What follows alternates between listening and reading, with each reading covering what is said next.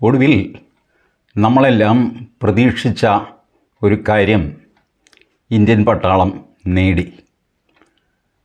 ഈ പഹൽഗാം ആക്രമണത്തിൽ പങ്കെടുത്ത 4-ൽ 3 പേരെ കയ്യിൽ കിട്ടിയതല്ല, കണ്ണിൽപ്പെട്ടു.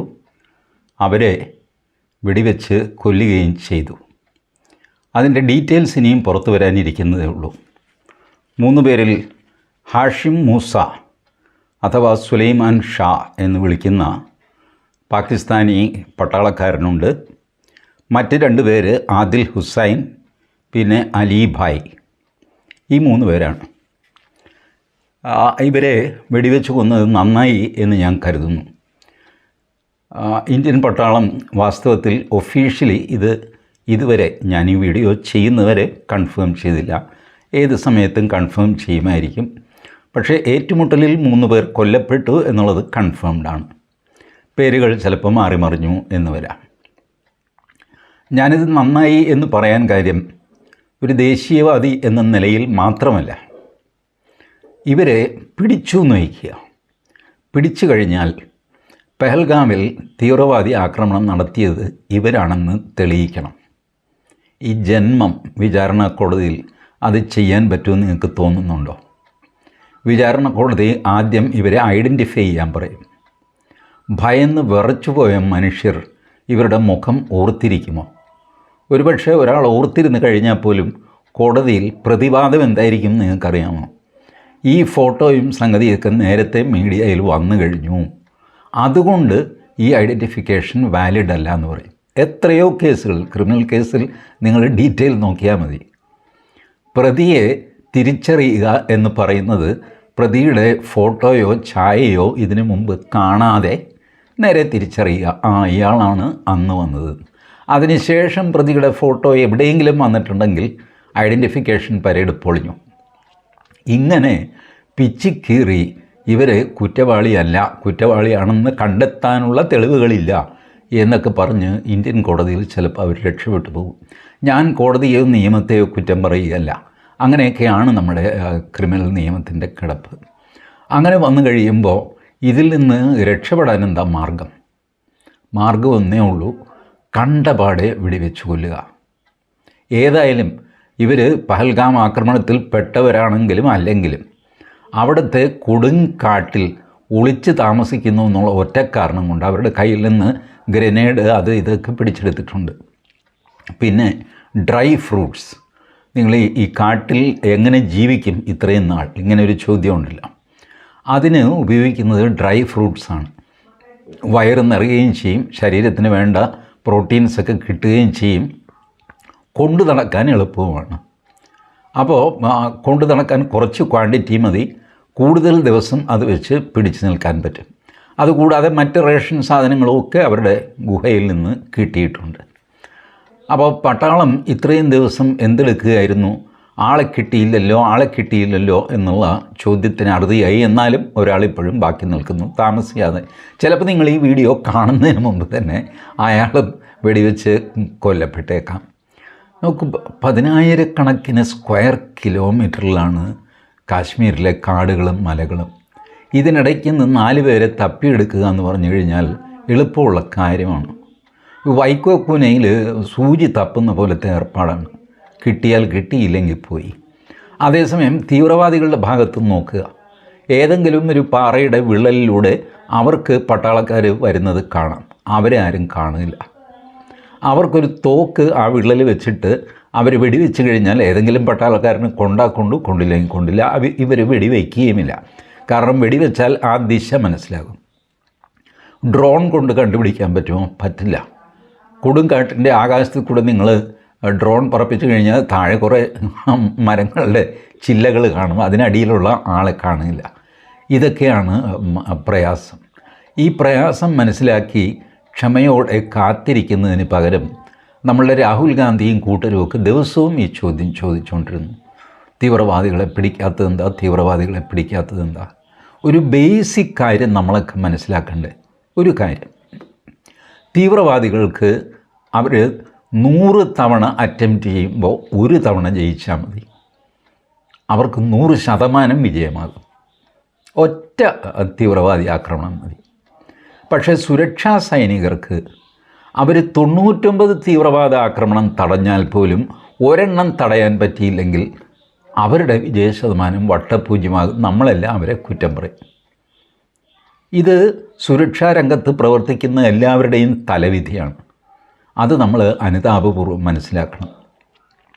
ഒരു കള്ളന് ജയിൽ ചാടാൻ അങ്ങനെ മാസങ്ങളോളം നോക്കിയിരുന്നിട്ട് നോക്കി കയറ് സംഘടിപ്പിച്ച് കമ്പിളിപ്പതിപ്പ് സംഘടിപ്പിച്ച് അങ്ങനെയൊക്കെ പോലീസുകാരനെ സമയത്തോളം 24 മണിക്കൂറും ഇവനെ നോക്കിക്കൊണ്ടിരിക്കുന്നത്. ഏതെങ്കിലും ഒരു ദിവസം ആരെങ്കിലും ഉറങ്ങിപ്പോയി കഴിഞ്ഞാൽ ആ പഴുതിലായിരിക്കും ഈ കള്ളൻ മതിൽ ചാടുന്നത്. അപ്പോൾ ഈ മതിൽ ചാടി അല്ലെങ്കിൽ തീവ്രവാദാക്രമണം നടത്തി എന്ന് പറഞ്ഞിട്ട് സുരക്ഷാ വീഴ്ച എന്നൊക്കെ പറഞ്ഞ് ബഹളം വയ്ക്കുന്ന ആൾക്കാർ ഈ ഒരു ഫാക്ടറും കൂടെ മനസ്സിൽ വയ്ക്കണം. ഞാൻ ഗോവിന്ദച്ചാമി മതിൽ ചാടിയ അതിൻ്റെ ജയിലർമാരെ ന്യായീകരിക്കുക ഒന്നുമല്ല. ബട്ട് ഈ ഒരു ഫാക്ടറുണ്ട് എന്ന് വിചാരിക്കണം. നിതാന്ത ജാഗ്രതയാണ് നമ്മൾ ഈ ജനാധിപത്യത്തിന് കൊടുക്കേണ്ട വില. അത് നമ്മൾ ചെയ്യുന്നുണ്ടോ? നമുക്കൊരാളെ സംശയം തോന്നിക്കഴിഞ്ഞാൽ നമ്മൾ പോലീസിൽ അറിയിക്കുമോ? എന്തിനാ പൊല്ലാപ്പ് എന്ന് വിചാരിച്ചിട്ട് നമ്മൾ സുഖമായിട്ട് നടക്കും. എൻ്റെ ഒരു അസസ്മെൻറ്റ് സത്യസന്ധമായിട്ട് ഞാൻ പറയുകയാണ്. ഈ പെഹൽഗാം ആക്രമണത്തിൽപ്പെട്ട 4 പേർക്ക് സുരക്ഷിതമായിട്ട് കേരളത്തിൽ താമസിക്കണം. കേരളത്തിൽ വന്നാൽ മതി. കേരളത്തിൽ താമസ സൗകര്യം കിട്ടും. അതിന് പറ്റിയ ആൾക്കാർ ഇവിടെയുണ്ട്. ഞാൻ ആ ഗ്രൂപ്പുകളുടെ പേരൊന്നും പറയുന്നില്ല. സുഖമായിട്ട് താമസിക്കാം. കേരള പോലീസ് ജമ്മം ചെയ്തു കഴിഞ്ഞാൽ ആരെയും ഇത് അറിയിക്കാനും പോകുന്നില്ല. കേരളത്തിൽ നടന്ന തീവ്രവാദ അറസ്റ്റുകൾ അത് ഭൂരിപക്ഷവും നടത്തിയത് മദ്രാസ് NIA, ഡൽഹി NIA ഇതിലേക്ക് ഉദ്യോഗസ്ഥന്മാർ വന്നിട്ടാണ്. അല്ലാതെ കേരളത്തിലെ NIA പോലുമല്ല. ഇതൊക്കെ വസ്തുതകളാണ്. കേരളം ഇവർക്കൊക്കെ സുരക്ഷ ഒരുക്കുന്ന ഒരു ഒളിത്താവളമാണ്. ഇന്നിപ്പോൾ പാർലമെൻറ്റിൽ ഓപ്പറേഷൻ സിന്ദൂറിനെ പറ്റി ചർച്ച നടക്കുകയാണ്. വാസ്തവത്തിൽ ഓപ്പറേഷൻ സിന്ദൂർ പാർലമെൻറ്റിൽ ചർച്ച ചെയ്തുകൂടാ എന്നുള്ള അഭിപ്രായക്കാരനാണ് ഞാൻ. ഒരു പട്ടാള ഓപ്പറേഷൻ ഏതെങ്കിലും രാജ്യം പബ്ലിക്കായിട്ട് TV ഒക്കെ വെച്ചിട്ട് അന്യോന്യം ബഹളം വെച്ച് ചർച്ച ചെയ്യുമോ? ചെയ്യില്ല. പട്ടാള മേധാവികളെ ഒറ്റയ്ക്ക് വിളിച്ചിട്ട് വിചാരണയ്ക്ക് വിധേയമാക്കുന്ന ആളുകളാണ് അമേരിക്ക. അവർ പോലും ഇങ്ങനത്തെ ഒരുമാതിരി തെമ്മാടിത്തരം നിറഞ്ഞ ഡിബേറ്റ് അവർ നടത്താറില്ല. അവർ കർശനമായ ചോദ്യങ്ങളൊക്കെ ചോദിക്കും. ഫെയിലിയർ ഉണ്ടായിക്കഴിഞ്ഞാൽ സക്സസ് പോലും. ഇപ്പോൾ നമ്മുടെ കാർഗിൽ റിവ്യൂ കമ്മിറ്റി, ആ കാർഗിൽ റിവ്യൂ കമ്മിറ്റിയുടെ ഫൈൻഡിങ്സിൽ തിരുത്തലുകൾ വേണം എന്ന് പറഞ്ഞിട്ട് ഒരു സൈനികൻ, അദ്ദേഹത്തിൻ്റെ റാങ്ക് എനിക്ക് ഓർമ്മ വരുന്നില്ല, അദ്ദേഹം സുപ്രീം കോടതിയെ സമീപിച്ചിട്ടുണ്ട്. അത്രയൊക്കെ ജനാധിപത്യം നമുക്ക് അനുവദിക്കുന്നുണ്ട്.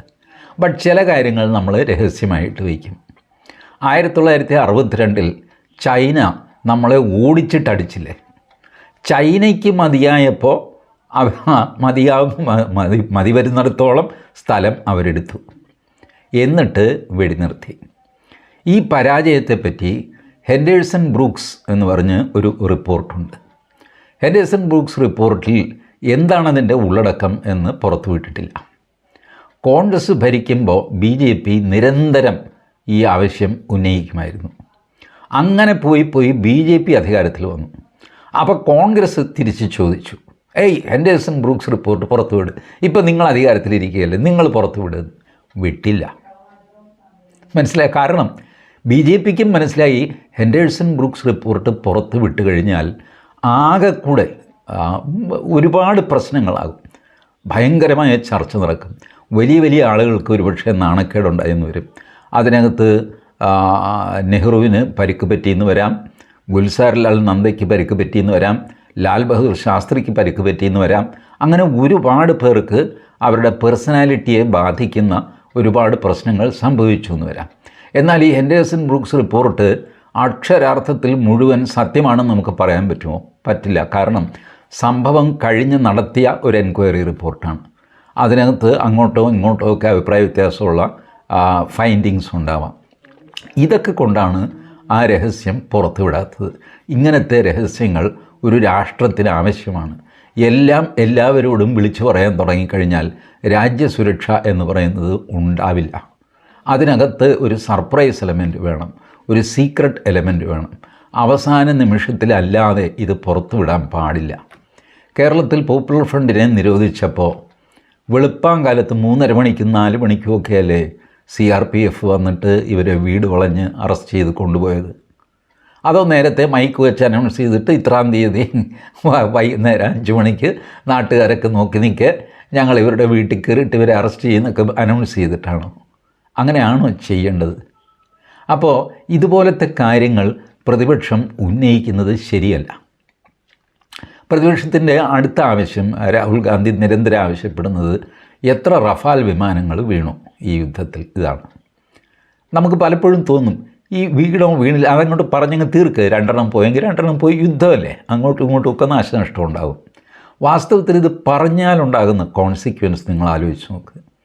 ഈ രാഹുൽ ഗാന്ധിയാണ് റഫാൽ വിമാനം വാങ്ങരുതെന്ന് പറഞ്ഞ് സുപ്രീം കോടതി വരെ ഫൈറ്റ് ചെയ്ത് അതിനകത്ത് കറപ്റ്റാണ്, അത് ഇനെഫിഷ്യൻ്റാണ്, അത് തല്ലിപ്പൊളിയാണ്, അപ്പടിയാണ് ഇപ്പടിയാണ് എന്നൊക്കെ പറഞ്ഞുകൊണ്ടിരുന്നത് ഈ മാന്യനാണ്.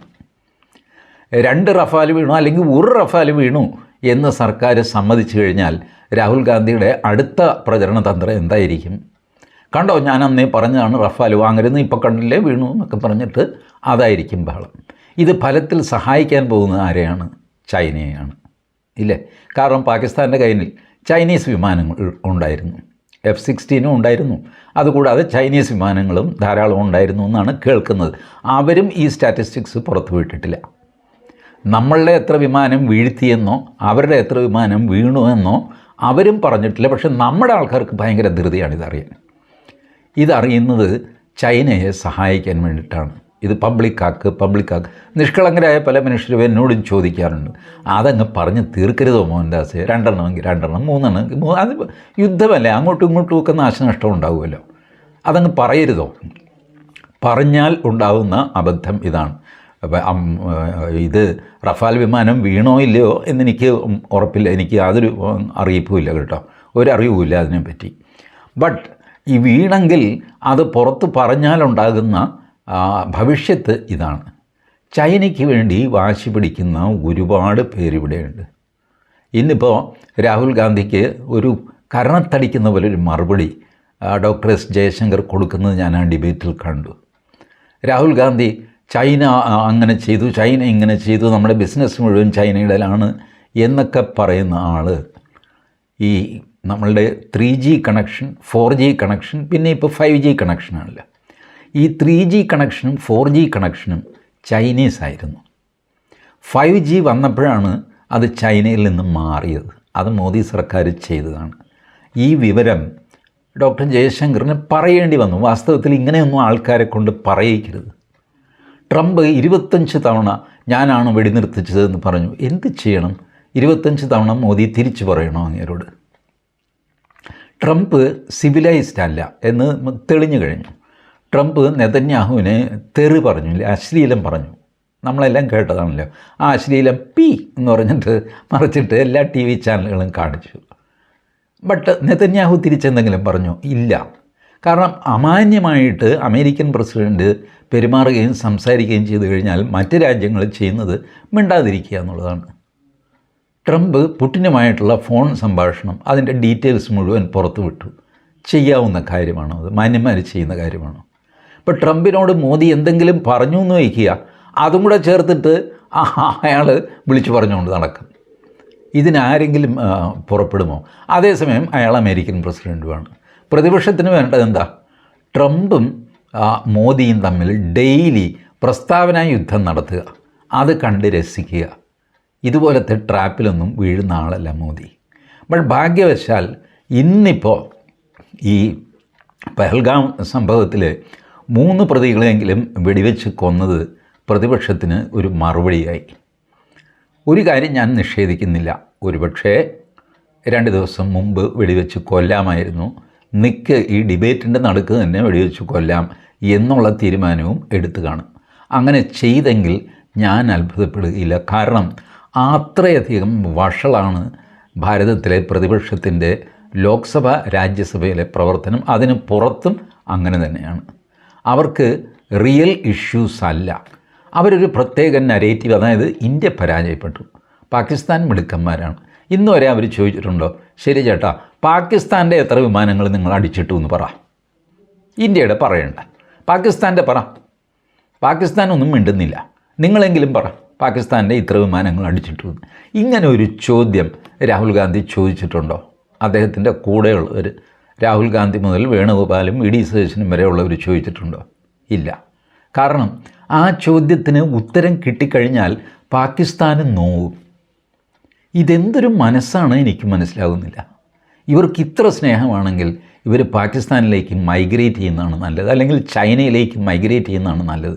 ചൈന ആർക്കും പൗരത്വം കൊടുക്കുമെന്ന് എനിക്ക് തോന്നുന്നില്ല. പാകിസ്ഥാനും പിന്നെ കുഴപ്പമൊന്നുമില്ല, പാകിസ്ഥാനികളാണല്ലോ അങ്ങോട്ട് ചെല്ലുന്നതെന്ന് പറഞ്ഞുകൊണ്ട് അവർ ഹാർദമായിട്ട് ഇവരെ സ്വീകരിക്കും. ഇതിൽ കൂടുതൽ ഈ നടക്കുന്ന കോലാഹലത്തെപ്പറ്റി എന്ത് പറയാനാണ്? ഒരു കാര്യം, ഇന്ത്യൻ പട്ടാളത്തിന് ഒരിക്കൽ കൂടെ നമ്മൾ ജയ് വിളിക്കേണ്ടിയിരിക്കുന്നു. ഓപ്പറേഷൻ മഹാദേവ് എന്ന പേരിട്ടതിന് ഒരു പ്രത്യേകം സല്യൂട്ട് കൊടുക്കണം. കാരണം രാഹുൽ ഗാന്ധി ലോക്സഭയിൽ ഇടയ്ക്കിടയ്ക്ക് പൊക്കി കാണിക്കുന്നൊരു ചിത്രമുണ്ട്, മഹാദേവൻ്റെ ചിത്രമാണിത്. ശിവജി എന്ന് പറഞ്ഞുകൊണ്ട് സ്പീക്കർ പലതവണ പറഞ്ഞു ഇതൊക്കെ ലോക്സഭയിൽ പൊക്കി കാണിക്കാനുള്ളതല്ല, ചെയ്യരുതെന്ന് പറഞ്ഞു. പക്ഷേ ഇങ്ങനെ കേൾക്കില്ല, ചട്ടവിരുദ്ധമാണ് അത്, ഇങ്ങനത്തെ ഫോട്ടോ അത് ഇതൊക്കെ കാണിക്കുന്നത്. പോട്ടെ, കഴിഞ്ഞ ദിവസം രാഹുൽ ഗാന്ധി പറയുകയാണ്, ഈ ശിവജി അങ്ങേരുടെ മഹാദേവൻ്റെ കഴുത്തിൽ പാമ്പ് എന്തിനാണെന്നാണ് നിങ്ങളുടെ വിചാരം?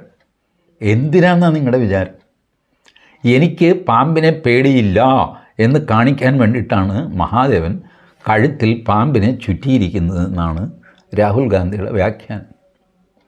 പേടിയില്ല എന്ന് നാട്ടുകാരെ ബോധ്യപ്പെടുത്താനായിട്ട് ശിവൻ കഴുത്തിൽ പാമ്പിനെ ചുറ്റിക്കൊണ്ട് നടക്കുന്നു.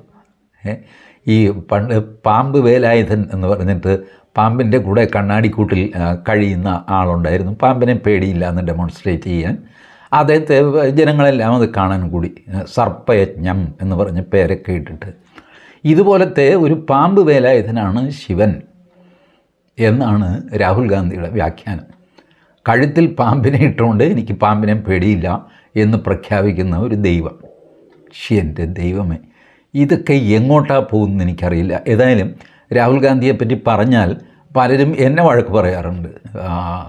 താഴെയുള്ള കമൻസ് മാത്രമല്ല, ഫോണിൽ വിളിച്ചും പറയാറുണ്ട്, ആ പേരൊന്നും പറയാതിരിക്കുക വെറുതെ എന്തിന് എന്നിങ്ങനെ പറയാറുണ്ട്. പക്ഷേ ഇദ്ദേഹം ലീഡർ ഓഫ് ഓപ്പോസിഷൻ അല്ലേ, പേര് പറയില്ല എന്ന് നമുക്ക് വാശി പിടിക്കാൻ പറ്റുമോ?